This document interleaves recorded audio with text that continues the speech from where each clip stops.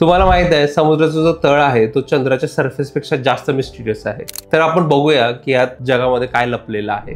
तर जेव्हा आपण समुद्रात खाली जातो तेव्हा सगळ्यात पहिल्यांदा आपल्याला कॉन्टिनेंटल शेल्फ दिसतो। कॉन्टिनेंटल शेल्फ हा कंटिनेंटचा पाण्याखाली बुडलेला भाग असतो।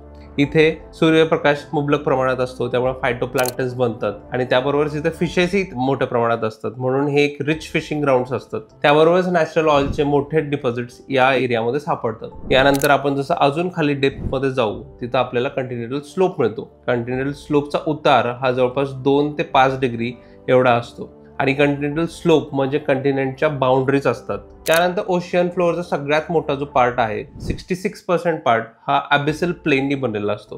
तर अबिसल प्लेन हा काय बोरिंग प्लेन सपाट एरिया नाहीये। इथं वेगवेगळ्या प्रकारचे डिपॉझिट्स आणि वेगवेगळ्या प्रकारचे लँडफॉर्म सापडतात, जसं की आपल्याला मिडओशनिक रिजेस इथे सापडतात, त्यानंतर ओशनिक ट्रेंचेस इथं असतात, त्यानंतर मॅंगनीज नॉड्यूल्स हे सुद्धा इथं सापडतात। जो ओशनिक ट्रेंचेस असतात हा ओशनचा सगळ्यात डीप पार्ट असतो। जो मरियाना ट्रेंच ही सगळ्यात डीप ट्रेंच आहे, जी जवळपास 11 किलोमीटर डीप आहे। म्हणजे आपला माउंटेन एव्हरेस्ट जेवढा उंच नाहीये त्यापेक्षा ही ट्रेंच डीप आहे। जेम्स कॅमरून हे जे टायटॅनिक मूवीचे डायरेक्टर आहेत ते जवळपास समुद्राच्या खाली 10 किलोमीटर खाली गेलेले होते। यानंतर जे ओशनिक रिजेस असतात ते एक सबमर्ज माउंटेन असतात।